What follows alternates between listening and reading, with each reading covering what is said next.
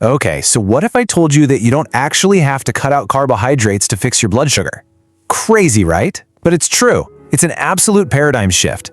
Managing your health is actually way more about adding delicious foods to your plate, not just relentlessly eliminating the carbs you already love. We're going to completely reframe how you look at your next meal here. Welcome to this explainer. Today, we're diving deep into the actual biological mechanics, the real why behind how your body works. Instead of just handing you a pill, we're going to look at how to optimize your biochemistry right down on a cellular level to target insulin resistance naturally and, most importantly, sustainably. Okay, let's dive into this. Here's our roadmap for the explainer. First, adding instead of subtracting. Second, understanding insulin resistance. Third, opening the toolbox with the 10 blood sugar foods. Fourth, real results with Donna story. And finally, a highly practical 5-step action plan. Section 1. Adding instead of subtracting. In those super brief 12-minute doctor visits, there's just no time to teach you how the food you eat talks directly to your biochemistry. They just kind of push prescriptions. But here's a massive secret that gets overlooked all the time. You can absolutely optimize your cells without starving yourself. See, when we use an additive framework, literally adding specific targeted foods to the carbs you're already eating, we can actually lower insulin resistance. It's like we're handing your body the exact biochemical tools it was designed to use, rather than just taking everything away and leaving you hungry. Section 2. Understanding insulin resistance. Now, to understand exactly why adding these foods works, we've got to look at the root issue, the upstream problem. Think of insulin resistance like a lock and a key. Insulin is the key. Its whole job is to knock on the door of your cells to let glucose, which is the sugar in your blood, inside to be used for energy. But, well, when you've spent years riding the blood sugar roller coaster, your cells essentially go deaf. They literally stop answering the door. So insulin knocks and knocks, the door stays shut, and glucose gets trapped right there in your bloodstream. Your pancreas panics, right? It pumps out even more insulin, and suddenly you're just drowning in it, while your blood sugar just keeps climbing. So how exactly do we fix this broken lock? Well, your body needs foods that can do one of 3 absolutely crucial biological jobs. First, we need to slow the sugar from flooding into your bloodstream in the first place. Second, we've got to cool that chronic, low-grade inflammation that's physically interfering with the insulin signal. Basically, the stuff that's keeping your cells deaf. And third, we need to wake that insulin receptor right back up so it can actually grip the glucose tightly again. And spoiler alert, every single food we're about to reveal does one of these specific jobs. Section 3. The 10 blood sugar foods. Let's open up this toolbox. Now, what's really interesting about this slide is how beautifully we can organize our toolbox here. On the left, we have foods that slow sugar. Take fenugreek seeds, for instance. They contain this soluble fiber called galactomannan. It actually turns into a thick gel in your stomach, slowing carbohydrate emptying to an absolute trickle so you don't spike. Avocado, chia seeds, and lentils do this too. Then, right in the middle, in the cooling inflammation category, fatty fish like salmon and mackerel are total superstars. Why? Because they're loaded with EPA and DHA omega-3s that quiet down the inflammatory signals that are jamming up your cells. And finally, on the right, foods like cinnamon and broccoli sprouts actually wake those receptors back up. Let's zoom in on cinnamon for a second. You probably have some sitting in your cupboard right now, but the type matters massively. That common grocery store stuff, that's Cassia cinnamon, and it contains coumarin, which is honestly kind of hard on your liver if you have it every day in large doses. What you really want is Ceylon cinnamon, often called true cinnamon. It's totally safe for daily use and is just packed with polyphenols. These plant compounds act almost exactly like insulin themselves, literally helping your receptors grip glucose way tighter.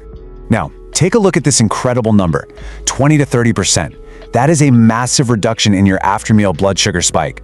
And how do you pull that off? Literally just by taking a tablespoon of diluted apple cider vinegar about 10 to 15 minutes before a carb-heavy meal. The active ingredient in it, acetic acid, slows down your stomach from emptying and helps your muscles pull glucose right out of your blood. It's a real game changer. It's one of the fastest visible effects you can see on a glucose meter, and it costs, what, a few bucks a bottle. And then, oh man, we have the magic of the second meal effect. This is when you eat a specific food that steadies your blood sugar not just right after you eat it, but for hours, all the way through to your next meal. So for example, if you eat whole eggs for breakfast, because they're basically pure protein and fat, they barely even nudge your blood sugar. Instead, they create this nice flatline glucose effect that carries right into lunch, totally killing those annoying mid-morning cravings. Lentils do the exact same thing for lunch thanks to all their resistant starch. All right, next up is probably the most underused food on our list, broccoli sprouts. And I don't mean mature broccoli, I mean the tiny 3-day-old sprouts.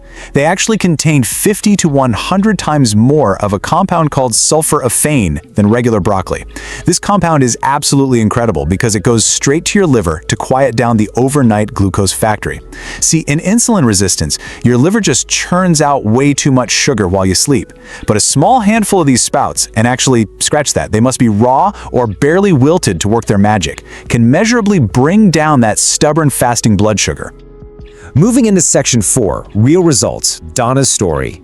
So, what does this actually look like in the real world? Well, the crucial point is this number right here, 180. That was Donna's fasting sugar. She was 63, newly retired, and honestly, she was absolutely terrified. Her doctor wanted to put her on a second medication. And the reason she was so scared was because she'd actually watched her own mother lose her toes and then her eyesight to this exact same disease. There was no way she wanted to spend her golden years just climbing the medication ladder. But here's Donna's journey to healing. And I really want you to notice what she didn't do. She didn't just slash her carbs to 0 and starve herself. Nope. Instead, she added whole eggs and avocado to her mornings. She added lentils, walnuts, and cinnamon to her meals. And check this out. By week 1, her fasting numbers started dropping. By month 3, working alongside her doctor, she was completely off that second medication and her A1C was near normal. 2 years later, those normal numbers held steady. She just handed her insulin its job back, day after day, until her cells started opening on the first knock again. Now, before we get to your action plan, I need to impartially but firmly deliver a really important medical warning based on our source material. If you are currently taking insulin or a sulfonylurea pill, these 10 foods work so incredibly fast that your medication dose might suddenly become too high, which could drop you into a dangerous low. Please never stop your prescriptions on your own. Bring this explainer and this information to your doctor and let them help you walk your medication down safely as your body improves. And that brings us to section 5, your 5-step action plan. It is just incredibly simple to put this into practice. And this brilliantly illustrates how you don't have to change everything overnight. Over the next 2 weeks, just try to execute these 5 steps. Tomorrow morning, ditch the cereal and eat 2 to 3 eggs with half an avocado. Tonight, soak a teaspoon of fenugreek seeds in water to drink tomorrow. Stir a 1/4 teaspoon of Ceylon cinnamon right into your coffee or oatmeal. Drink that diluted apple cider vinegar before your biggest carb meal of the day. And just try swapping your potatoes for lentils twice this week.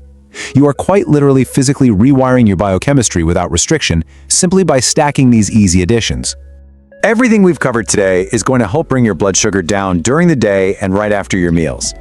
But I want to leave you with a rather fascinating question to chew on.